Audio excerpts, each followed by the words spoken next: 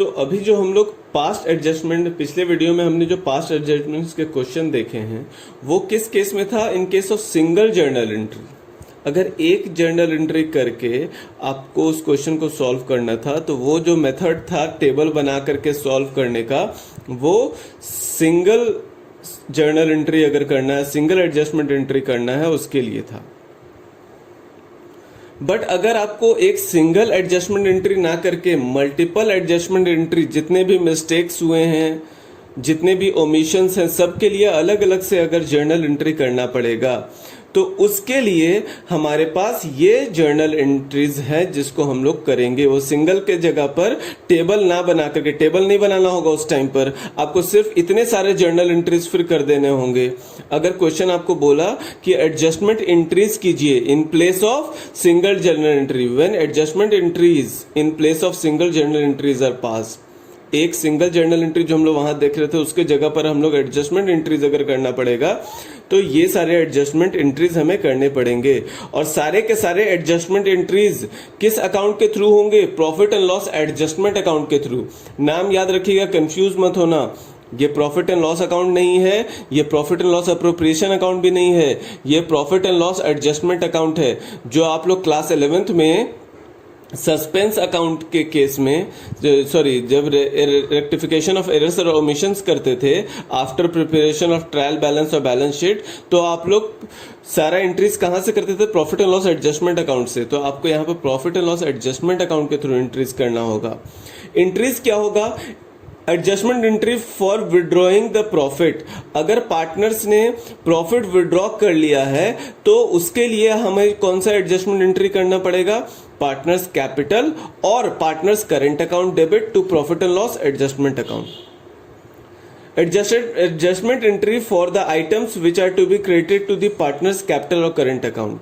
और अगर कोई ऐसा आइटम था जो पार्टनर्स के कैपिटल और करंट अकाउंट में हमें क्रेडिट करना चाहिए था, उसके लिए अगर एंट्री करना है तो आप क्या करोगे? Entry profit and loss adjustment account debit to partners capital और करंट अकाउंट। अच्छा, adjustment entry for the items which are to be debited to partners capital और करंट अकाउंट। अगर किसी चीज को पार्टनर्स के कैपिटल या करंट अकाउंट में डेबिट करना चाहिए था तो उसके लिए हम लोग क्या एंट्री करना पड़ेगा?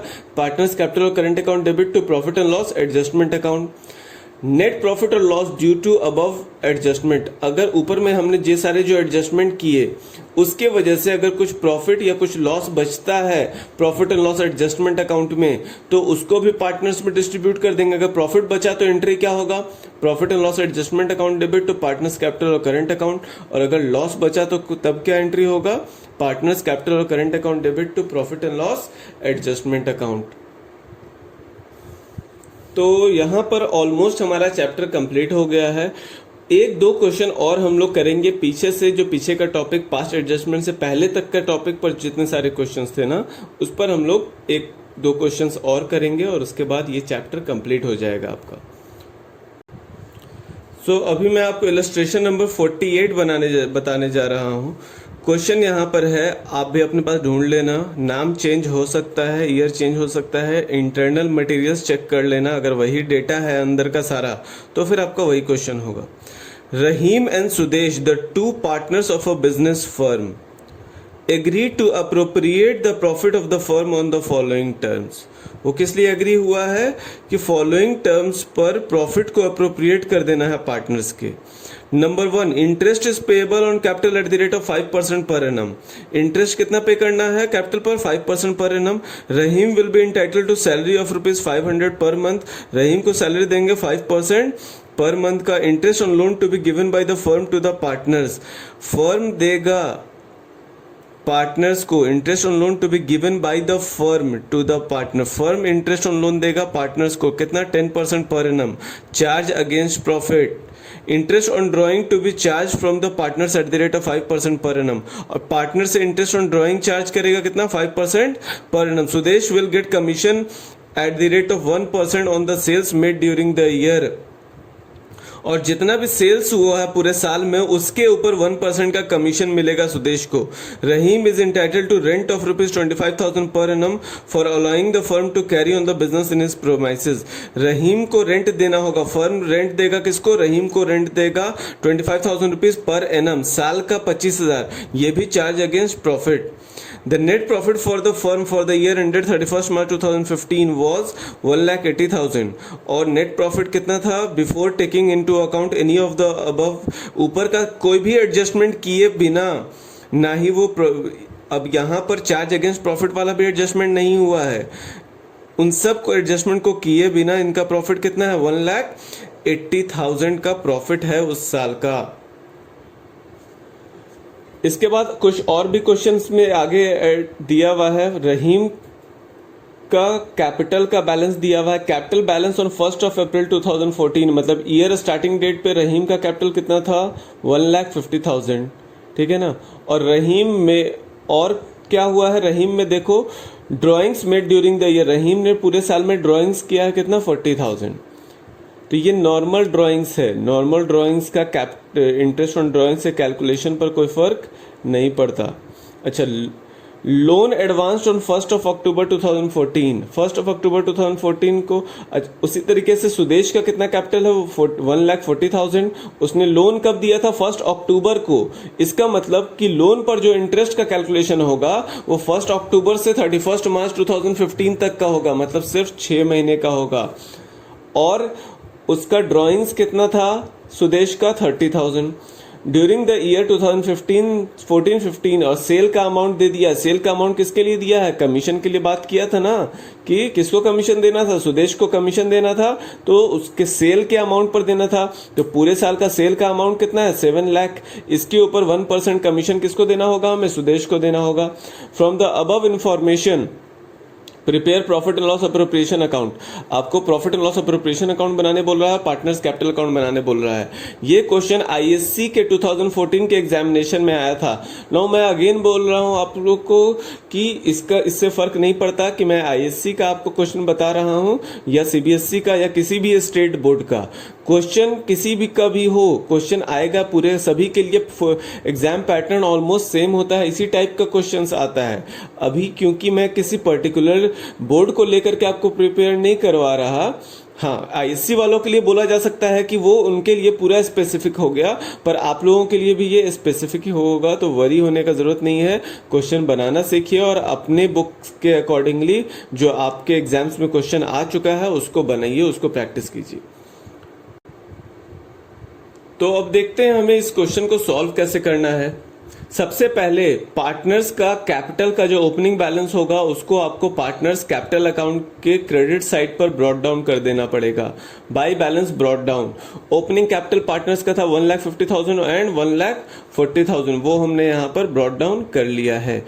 उसके बाद प्रॉफिट देखेंगे कि हम बिफोर एनी एडजस्टमेंट हमारे पास प्रॉफिट कितना है, तो 1,80,000 का प्रॉफिट था। प्रॉफिट एंड लॉस अकाउंट से प्रॉफिट कितना आया था? 1,80,000।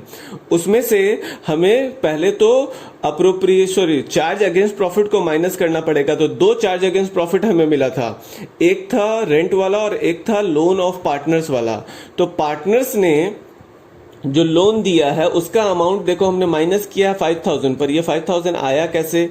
पार्टनर्स ने लोन दिया था 1 लाख रुपीज, है ना, और उसके ऊपर हमें इंटरेस्ट कितना लगाना था? 10%, 10 डिवाइडेड बाई 100, और वो कितने मंथ्स का लगाना था? 6 मंथ्स का। तो into 6 divided by 12, into 6 divided by 12। तो आपको यहां पर करना क्या होगा? 1 lakh into 10 divided by 100 into 6 divided by 12। 1 lakh into 10 divided by 100 मतलब 10%। उसका 6 मंथ्स के लिए सिर्फ, क्योंकि लोन दिया गया था 1 अक्टूबर को, तो 6 मंथ्स का कैलकुलेट कर लेंगे, 5,000 आ गया। और 25,000 रेंट ऑलरेडी 1 साल का दिया हुआ था, तो 1,80,000 में से हमने 25,000 रेंट माइनस किया और 5,000 interest on loan to partners हमने यहां पर माइनस कर दिया। तो हमारे पास प्रॉफिट कितना बचा है? अब अप्रोप्रिएशन करने के लिए 1,50,000 का प्रॉफिट बचा हुआ है।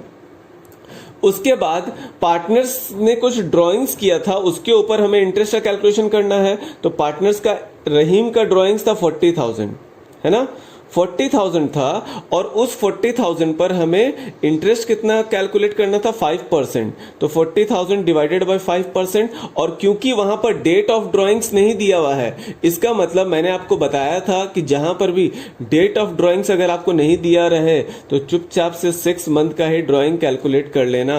उसी तरीके से सुदेश का भी आपको कैलकुलेट करना होगा। तो 1,000 और 7,500 आ गया। ये पीएल अप्रोप्रिएशन में क्रेडिट होता है इंटरेस्ट ऑन ड्राइंग्स, और पार्टनर्स कैपिटल में क्या किया जाएगा, इंटरेस्ट ऑन ड्राइंग्स डेबिट कर दिया जाएगा। ठीक है। अच्छा, ड्राइंग्स के अमाउंट पर तो हमने कैलकुलेट किया है ना। ड्राइंग्स का जो अमाउंट होता है वो सिर्फ और सिर्फ पार्टनर्स कैपिटल अकाउंट में डेबिट साइड पर लिख दिया जाता है। टू ड्राइंग्स, रहीम का 40,000 और सुदेश का 30,000। उसके बाद हम लोगों ने इंटरेस्ट ऑन कैपिटल कैलकुलेट कर लिया। ओपनिंग बैलेंस पर कैलकुलेट करना, ठीक है ना, ओपनिंग बैलेंस पर कैलकुलेट करना पूरे ईयर का इंटरेस्ट। आपको 5% बोला था इंटरेस्ट ऑन कैपिटल, तो जैसे रहीम का मैं बता दे रहा हूँ 1,50,000 इंटू 5%, तो 5 डिवाइडेड बाई 100, 7,500 आ जाएगा। उसी तरीके से सुदेश का 1,40,000 पर कैलकुलेट कर लेना, और पार्टनर्स कैपिटल अकाउंट में उसको क्रेडिट साइड पर लिख देना। पार्टनर्स कैपिटल अकाउंट को उसको कहाँ लिख देना होगा, आपको क्रेडिट साइड पर लिख देना होगा। अच्छा, इसके बाद जिसको जितना सैलरी देना है, सैलरी का कैलकुलेशन करके सैलरी कैलकुलेट कर लेना। 6,000 रुपीज वहां पर आ जाएगा, और उसको पार्टनर्स को किसको दे रहे हो, रहीम को, तो रहीम के कैपिटल अकाउंट में भी आ जाएगा सैलरी। उसी तरीके से सुदेश का कमीशन कैलकुलेट करना था। सेल्स के अमाउंट पे, सेल्स का अमाउंट 7 लाख दिया हुआ है, इसका 1% कैलकुलेट कर लेना। तो यहाँ पर प्रॉफिट लॉस अप्रोप्रिएशन अकाउंट में डेबिट में आ गया है, और वही अमाउंट सुदेश के कैपिटल अकाउंट के क्रेडिट साइड पर चला जाएगा। इसके बाद जो भी प्रॉफिट बच जाएगा यहाँ पे, वो सारा का सारा प्रॉफिट हमें क्या करना पड़ेगा, पार्टनर्स कैपिटल, पार्टनर्स में उनके प्रॉफिट शेयरिंग रेशियो में दे देना होगा ना। यहाँ पे उनका प्रॉफिट शेयरिंग रेशियो नहीं दिया हुआ है, क्वेश्चन में नहीं दिया हुआ था। इसका मतलब कि हम लोग इसको इक्वली, जितना भी बच जाएगा प्रॉफिट, इक्वली उनके बीच में यहाँ पर बांट देंगे। एक और चीज यहाँ देखो, रेंट पार्टनर्स के कैपिटल अकाउंट में आ गया है। रहीम को रेंट देना था, पर उसके कैपिटल अकाउंट में रेंट आ गया। क्यों आया है, क्योंकि रेंट चार्ज अगेंस्ट प्रॉफिट है, मानते हैं, और इवन इंटरेस्ट ऑन लोन भी चार्ज अगेंस्ट प्रॉफिट था। Interest on loan of partners जो था वो भी चार्ज अगेंस्ट प्रॉफिट था, पर क्योंकि लोन के लिए हम लोग अलग से लेजर बनाते हैं, तो उसके ऊपर जो भी इंटरेस्ट बाकी रहता है ना, वो कहाँ चला जाता है, पार्टनर्स के लोन अकाउंट में। बट अगर रेंट होता है तो रेंट के केस में हम लोग अलग से कोई लेजर नहीं बनाते। तो अगर कोई रेंट बचा हुआ है, बाकी है रेंट, तो वो पार्टनर्स के कैपिटल अकाउंट या करंट अकाउंट में ही क्रेडिट कर दिया जाता है, अगर वो अभी तक पेमेंट नहीं हुआ है। तो यहाँ तक जब सब कुछ हो गया है, तो अब आप टोटल करके, दोनों साइड का अमाउंट टोटल करके ये बैलेंस कैलकुलेट कर लेंगे बैलेंसिंग फिगर में। That is all from my side. अगर किसी को भी किसी तरीके का डाउट्स होता है तो आप लोग मुझसे पूछिए। इसके बाद भी जो भी आपके डाउट्स होंगे, जितना हद तक पॉसिबल होगा मैं ट्राई करूंगा कि ऑनलाइन आपके डाउट्स को सॉल्व कर पाऊँ। Thank you so much. आज हमारा फर्स्ट चैप्टर कंप्लीट हो रहा है, और इसके बाद हम लोग अब नेक्स्ट वीडियो जो भी आएगा उसमें मैं आपको सेकंड चैप्टर से स्टार्ट करूंगा। आपका ड्यूटी है कि अब आप सारे इलस्ट्रेशंस को कंप्लीट करें, और तो और जो भी प्रैक्टिकल क्वेश्चंस हैं उससे रिलेटेड वो सारे प्रैक्टिकल क्वेश्चंस भी बनाएं। तो see you in the next video. तब तक के लिए बाय बाय।